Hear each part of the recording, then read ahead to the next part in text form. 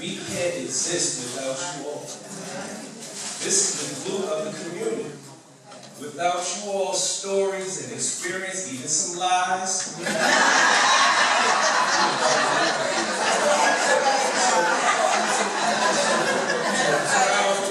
proudly 48-year-old man, I salute this room. I could not do anything without him. Recently, I had the experience to knock on some doors and meet people, and I'm starting to think I would make a good politician because I would sit in people's houses for 2 and 3 hours, listening to everything. But now I can tell those stories with my 11-year-old daughter. We need you all, so please remember, it's not just the kids. Talk to anyone who will listen, and some of those who won't. Thank you all very much.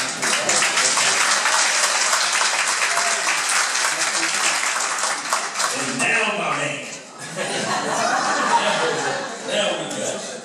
I'd like to introduce Dwayne Alexander, Radio 1 talk show host, the former president of the National Action Network, Baltimore chapter, president of Alexander and Alexander Youth Works, and president of Unification Solutions, LLC. I'd like to introduce Junior Obama, my man, Dwayne Alexander.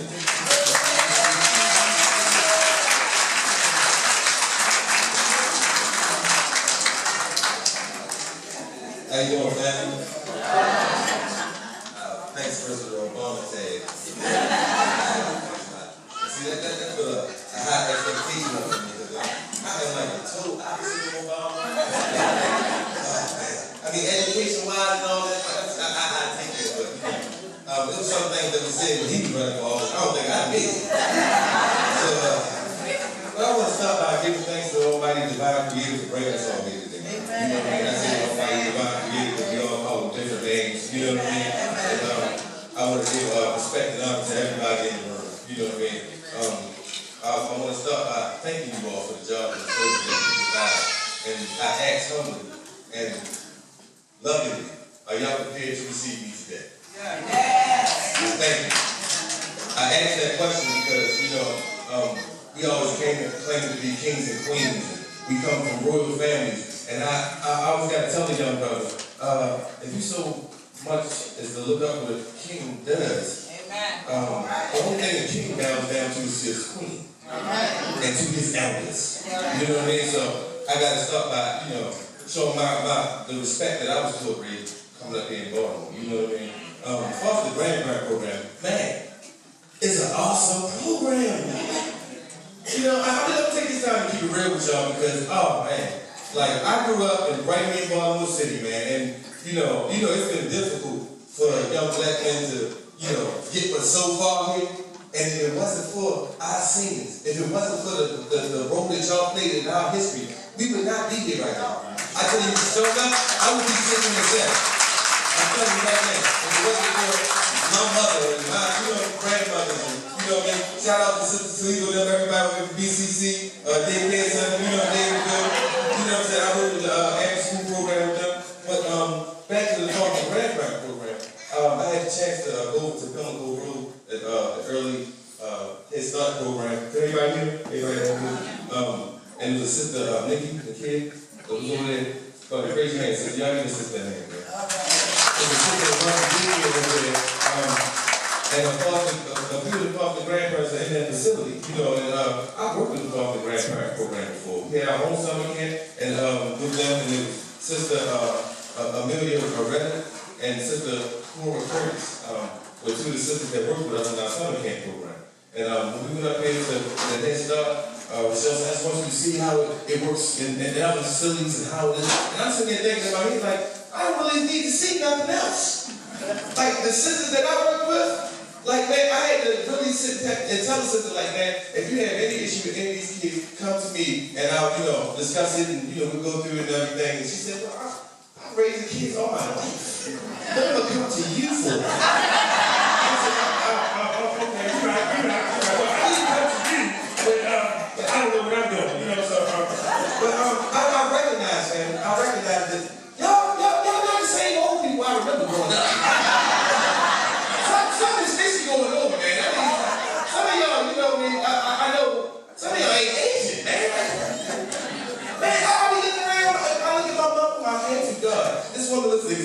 she did 30, 40 years ago. I got gray in my beard. You know what I mean? My head is falling out. It's getting thin up here. You know what I'm saying? It's astonishing, man. It's like, because of what you experienced, because of the love that you was raised with, you know, you're able to pass that love down. And that age and that love is timeless. You know what I'm saying? So, you know, and working with the sisters over there in the summer camp program, I recognize, you know, they're not the same grandparents. They're a little bit swifter than, you know, my grandmother was. My grandmother came out of a family of 18. 7 of them suffered from smallpox. My grandmother was partially deaf. So everything she learned, everything she knew came before the age of 15. Brother Josh, how you feeling, brother?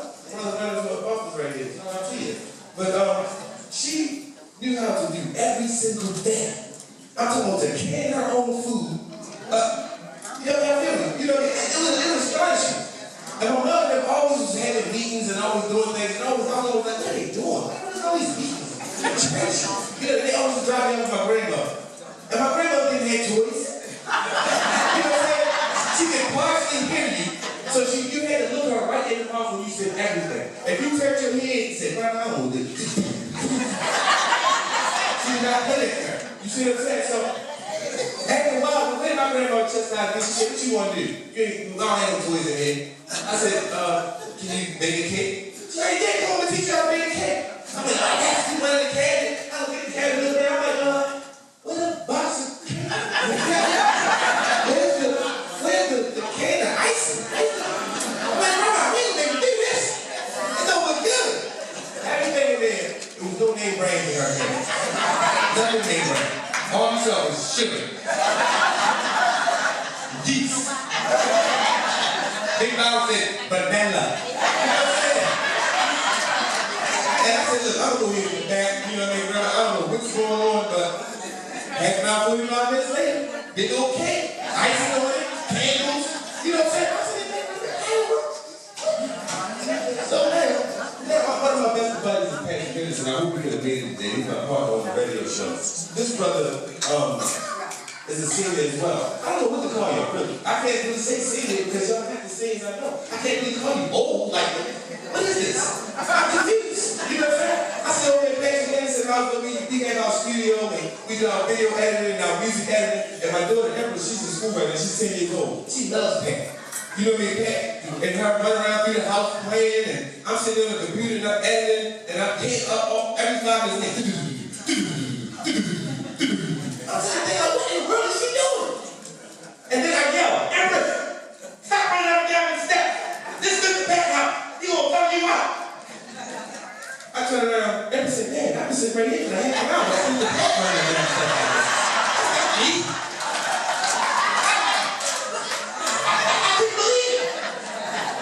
This man has to be every bit 75 years old.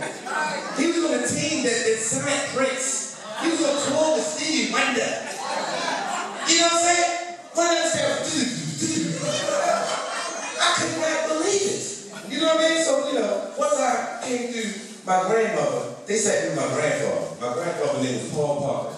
He was a World War II veteran. Deacon of the church. So every time he chastised me, he chastised me with what? The word. Out of all things. I don't care what it was, he had a scripture for it. Now, I had to have it memorized. He was one of the old black men in the church. When they called him up, everybody started humming. It's always one of them. You know what I'm saying? My grandma be sitting down up front. We like to call Deacon Paul Parker to the outside. He said, "They know." And all of a sudden, he did.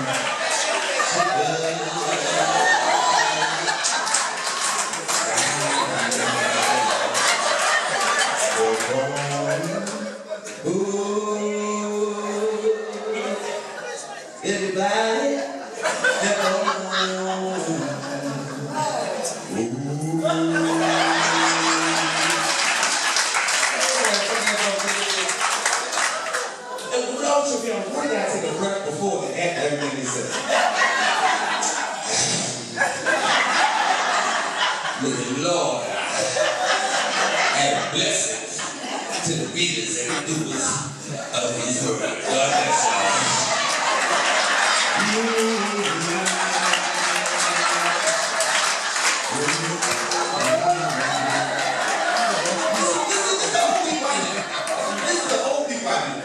And once I got through my grandfather, you know what I mean? I came like 14, 13. My father, he was into Malcolm X and the Black Panthers and the Black Athletes, and was always talking about our culture and how we had to appreciate our culture. So, you know, about that time, they sat me down in front of my grandfather. I'm like, look, granddad, I'm on the page of Malcolm X right now, dog. Like, you know what I mean? I'm feeling the Panthers real heavy right now. So, he looked at me and said, John 3:16. When the Lord so great, that he should have believed in him, Scott Parrish would have everlasting life. That will always be you, boy. I don't care what you know. I said, well, can you teach me about the Panthers? He said, no, but I got a doctor that can. You know what I'm saying? And then he sat me down in front of him. No, old man. I walked in the door. I said, man, what is he going to teach me? And this old brother, do he know about the Panthers? Do you know about Egypt? He said, young man, sit down. Have you heard of the Black Harlem Renaissance? Have you heard of Black Wall Street? Have you heard of the Black royal families in Europe? Have you heard of the blacks in India? You should hear talk about Kemet like you mad. I said, Kemet? What's Kemet? I ain't said nothing about Kemet. He said, Kemet is the original name for Egypt. That is the Greek term. Kemet means the land of the black. That's what I just feel like. And I had to sit in this thing. And as he talked us to death growing up, a time in history came around. It was something called, I think y'all might remember, the Million Man March. My mother was one of the organizers for the Baltimore City branch of the Million Man March. Now, mind you, at the time, I didn't know this, right? I didn't know this. I'm sitting there thinking, me and my homeboys, we see all of the stuff, you know, with the Million Man March coming up, and, you know, we're like, you know, this our time. This our generation. We should be up there. You know what I mean? I don't want to see nothing Jesse Jackson. I don't want to see nothing. We need people from our generation up there. We need to be doing us. We need to be doing this. My mother overheard this, right? We didn't have a clue. My mother called me upstairs and said, Wayne, I'll just say something. I said, yeah, ma, what's going on? She said, I heard y'all out there talking about the Million Man March. I might need y'all. I said, no, what you mean you might need y'all?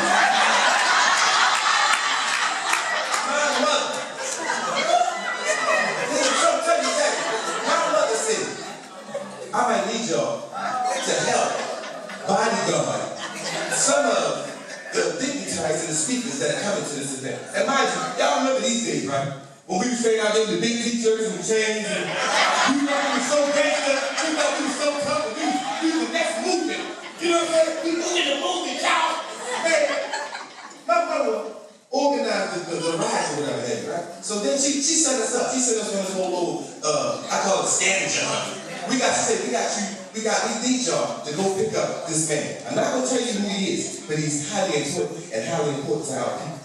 He was an educator and helped to militarize the Black Panthers. He was an editor for Malcolm X. He wasn't allowed in our country for 9 to 10 years because of the stuff that he was talking about our people and our history. I'm like, go in, Bob! Go in! Let's do this thing. I'm ready. Me and my homies, we need these shirts. We go, and when we started, she set us up. We go and jump in the car and go pick the brother up, right? So we jump in one car, and it's a group of Muslims. As soon as we get in the car, we make a salam, brother. Oh, okay. What do you see, brother? I don't know. Let's go. We jump out the car, we get another car. There's some other Afro-centric brothers. These brothers talking about something. Oh, who knew? Greetings to you, young brother. I think, wow, all these different strong black men, this is amazing. You know what I'm saying? So we get to another spot, and the little guy stood up and said, Lahaim. I said, what is it? Black movement. Where did Jewish guy come from? Man, I'm lying to you now. By the time that we got to the brother, we standing around, we so excited, we so amped up, we so pumped up. Guess who the brother was? The same brother that was teaching me every day on weekend. Dr. John Henry Clark. Dr. John Henry Clark. This is great. And he had this funny little laugh. He reminded me of Yoda from Star Wars. You know what I mean? He's like, you had no clue, did you? You had no clue. Your parents ain't bring you here to a debate. I don't debate with nobody other than my kids. Everybody else, I teach. I sat there and looked at this man. He was about this big. And when we got on the bus, me and my homeboy, we talking smack. Smack. So much smack. We talking so much smack on the bus. Man, we couldn't have been to that back in them days. You know what I'm saying? The man would jump out on me. Man, I was doing like this. Not crazy like this. Not crazy like that. The whole time we were on the bus. Talking smack. And I see all the singers all the buns up in front of the slick. Woo! You know what I mean? So then, that's when the real gangster music kicked in. As soon as we got quiet, the gangster music kicked in. Everybody was like, what are you talking about gangster music? Every last one you seen is in here right now. Some true gangsters. Some true thugs. Y'all came up in the time, man, but I don't think I was stopped. You see what I'm saying? Segregated water from phone telephones and, you know, I mean, marching and fighting against police, and we had our own little right. But Lord have mercy, y'all going through some things, man. You know what I mean? And when we got on that bus and, you know, they started talking, it wasn't the same. It wasn't the whole shit was nice on that bus. No, Lord. It was a different shit. As soon as we started talking, as soon as we stopped talking, man, I heard, yeah, we gon' take a trip. Only you can buy them shit. And we gonna sail through the air. I never heard that in church. That's new. You know, I don't like that song. You know what I'm saying? And another one came on. Oh, before I be a slave, I'll be buried in my grave and go home to my Lord and be free. I swear, God put it on. I can let it behind that. That was the most gangster music. I'm telling you right now, before I be a slave, I will be buried in my grave. Why y'all think you wear these shirts like that? That's what that was gangster. It was gangster. I got one even more serious. One even more. I mean, and this one right here, I swear, this is the predecessor to hip hop. This I done heard Beyonce say this. I done heard Jay-Z, Lil Jon. I done heard everybody sing their own version of this song in hip hop. Y'all know what it is? We are soldiers in the army. We got to fight. Although we have to cry. Listen, these people here, right? These out here, Ervin. That was about that life. We got to fight, although we have to. Oh, these guys in this right there. I ain't heard that like that. They talking about other people down. They didn't say I might have to die. You see what I'm saying? It was a part of that verse that, man, I can't even say it. I gotta say it because it was so gangster. He said, my mother was a soldier. The crowd said, oh yes. She had in her hand the gospel plow. Gospel plow in her hand? Oh, okay. I'm gonna leave it alone. Oh yes. But then one day she got older. Oh yes. She said, I couldn't fight no more. Oh yes. She said, I would stay here anyway and keep my own fight anyhow. Oh man. This is your grandmother. She's prepared to stay here on her last breath and fight to the end. Man, y'all got to be some of the gangstest people on the ever lived. Now put your hands together for yourself.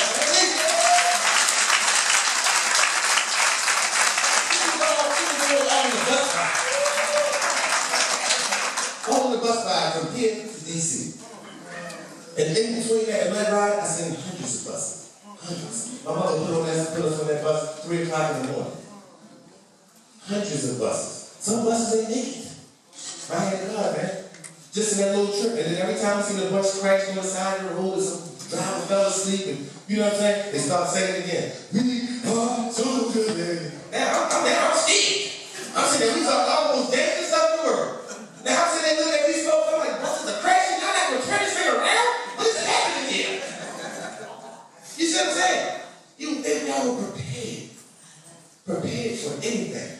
create a better life for your next generation.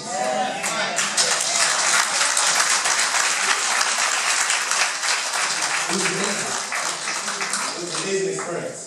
And I'm only up here on this stage because of them. You know what I mean? I had the opportunity at the Million Man March and all the smack that I taught to get on the mic and speak. As we walked out the club over on stage, I looked over, I saw Louis Farrakhan, I saw Jesse Jackson, I saw all these, people we looked up to on television. And, my mother, being the queen that she is, all of them knew her. And it blew me away. You know what I'm saying? We walk up there with Dr. Ervin, we did. Farrakhan, everybody speaks to us, young man, yeah, Sister Alexander's son, she's a queen. You know what I mean? I hear this from Farrakhan. You know what I'm saying? And then I sit there thinking, like, wow, all these years I thought my mom wasn't doing nothing. You know what I'm saying? What are they doing in the back of the church? And then I turn around and I face the audience of millions of black folks, man. You know what I mean? And then from that moment, it just changed everything for me. You know what I'm saying? I looked out and then he said, I know you got something to say, young man. We black, right? I wasn't planning for this. The whole time, we saw so much stuff. And wasn't prepared. Wow. You know what I'm saying? Because y'all lived it. We seen it. You know what I mean? We constantly need y'all to constantly step up and tell these kids what you've been through. Tell them your life experiences. Tell them the word that you come from. I don't need to always hear about Malcolm X.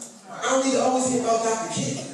I need to hear about the ones that did march over there on Window Park, 1963. You know what I'm saying? We need to know the ones that march on Northwood Theater. You see what I'm saying? That's what your kids need to know. Because everything else is not realistic to them. You see what I'm saying? And another thing that I truly love about y'all was your quotes, man. Oh my God.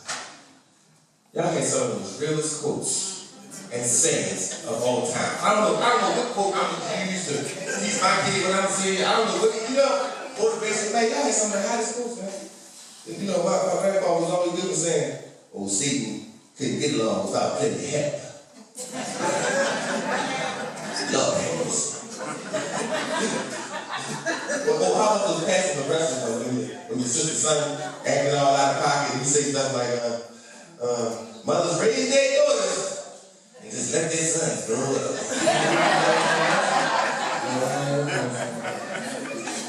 Oh, how about this was a good one? See, this was a good one. Romance without finance don't have no chance. This is something that we can get by.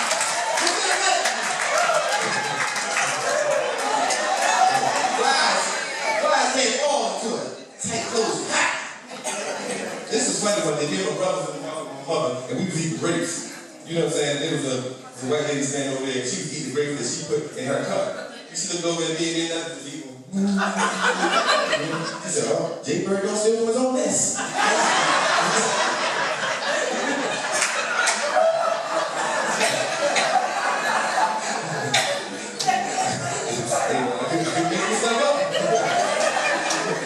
I was on the phone one time, right? I thought I was roasting, I thought I was bad, I thought I was hip, and all this stupid foolishness they tell us growing up. I'm on the phone with a girl, like, yeah, girl, you know what I'm saying? I'm doing my thing right now, but I ain't got no money. You know what I'm saying? I'm kind of broke. Old head brother was sitting beside me, grabbed me, sat the phone out of my hand. So what you got to do, woman, you broke? What's wrong with you? I ain't got no money, girl, don't tell her. He said, you tell her that you are financially embarrassed.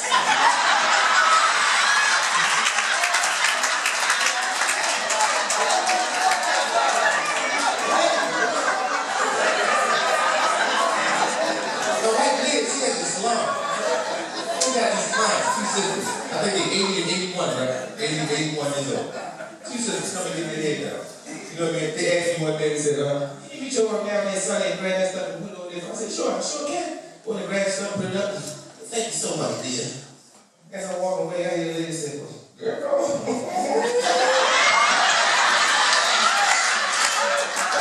That young man right there? He can leave his shoes under my bed anyway.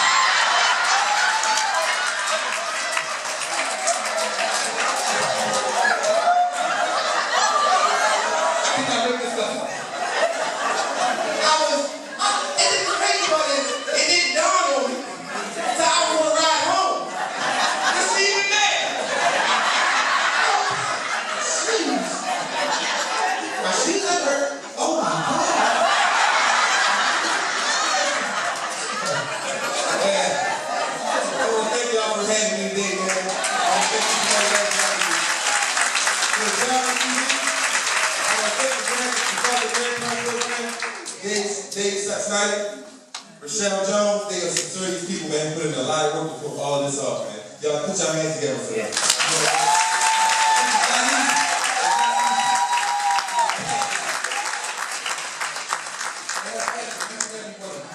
Such a marvelous job in the schools, and these daycares, in our communities, with the younger kids. But there are a whole generation of children that need to hear this story. There are a whole generation of kids, family, that need to hear this story. You know what I'm saying? So understand, they have not lived the life that you did. They don't know nothing about that life. You see what I'm saying? They need to hear our story. And I ask that each and every one play a part, man, and step it up in your community and conversate with these kids. I love y'all, family. Thank y'all for